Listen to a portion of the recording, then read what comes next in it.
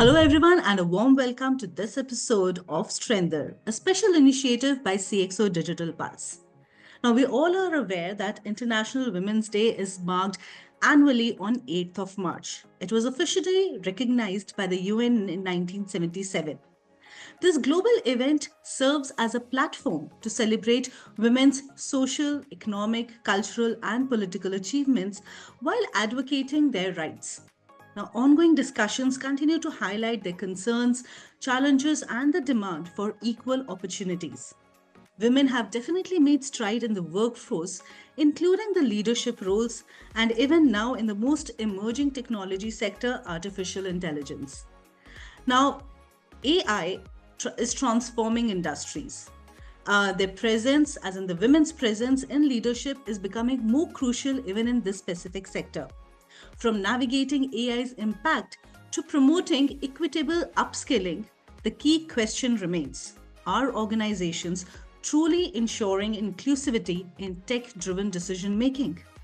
And to discuss all these aspects further, we have today Poornima Couto, who's the Chief Marketing Officer at SLK Software.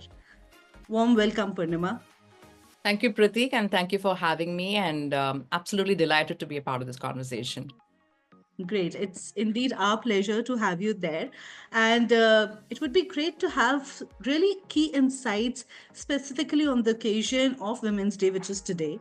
So, Poornima, how do you see women leaders leveraging AI within their domain? And what challenges do they face in integrating AI when it comes to strategic decision making? See, Pratik, I want to give a little bit of a context before we get into what we need to do, right? I was at an event recently and there was a session on women in tech. And, as expected, the whole conversation revolved around diversity, getting more women into STEM, fixing the technology pipeline of women, addressing the gender gap. All of this is absolutely important, yes, but it's also old news, right? And I think it's time we change that conversation. Every woman in the workforce today is a woman in tech, because tech is no longer, just an industry. It's the foundation of every business. And today, a woman in marketing or HR or finance, I feel, is just as much a woman in tech as a software engineer. AI is transforming every function, and women across all roles, they need the skills, the confidence, and the leadership opportunities to thrive in this AI-driven world. But, there's a problem of inertia, right? Because AI is evolving at such a rapid pace, but organization culture is not able to keep pace with that. It's slow to evolve naturally. So that needs to be fixed, where organizations are able to understand that this is the new fluency of business literacy, right? AI fluency in business literacy is so critical, and that this needs to be created as at the most grassroots level, right? Grassroots level at any organization. And therefore, the shift in mindset towards adopting AI is very crucial. And I'm talking about beyond tech, right? And the need for behavioral change. So leaders and employees, they must be encouraged to, shift from traditional methods that they have been used to all along to AI-driven approaches, which requires, like, again, a mindset shift and, a shift in change in practices. I'll give you an example. So, at the most basic level, we've been used to, if you want to research on a topic, you end up using Google search and you scour through multiple articles and links to understand, get information, put a research report together. And there is just so much of time that goes into it. And imagine ChatGPT can do that for you in a few seconds. But not all women and not all organizations are still completely used to this and still completely encouraging their teams and leaders, be it men or women, to actually make that shift. And I'm talking about in functional roles especially, right? So I think it's important to create awareness. And that's the first step towards integrating AI, in creating awareness and exposure of what is the art of possible of AI, right? What are the capabilities that you will be enhanced with when you actually use AI as a tool? And the understanding of how AI can truly augment what you already do. The second piece is the access. According to a recent study by Deloitte, only 49% of women say that their companies are investing in AI training for them, compared to almost 79 to 80% of men. So providing access through training, upskilling, equipping women with the right tools and the platforms to effectively use AI is so critical in helping them be better decision makers, productivity improvements, or simply becoming far more efficient at what they do. And the last bit is the ability, to truly harness AI in its full glory, because now they're aware and they have the access to AI tools and the training and the upskilling required. So I feel that's very, very crucial for enterprises to be able to create that sort of framework, and ensure that women are able to really embrace and adopt AI in a much faster pace. Okay, great. And this is really valid point because, Poornima, as you mentioned, it's just not about the Yeah. technical space that we need to talk about. There are women in the top non-technical roles also. And AI, the kind of democratization that has happened with the AI tools, the reach is impressive.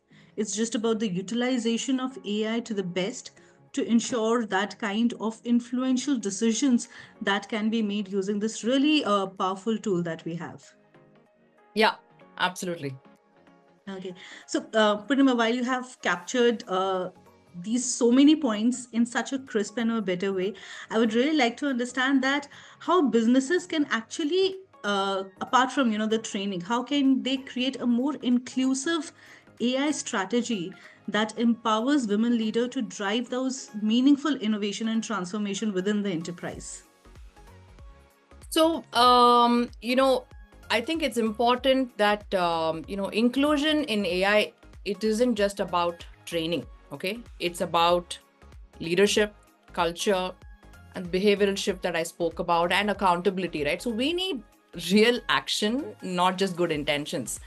So one is, of course, making AI inclusivity a leadership priority. So we need to have senior leaders appointed to champion diversity in AI strategy, and leverage women's networks for AI training, create the AI boot camps, hackathons, and mentorship programs for non-technical roles as well, right?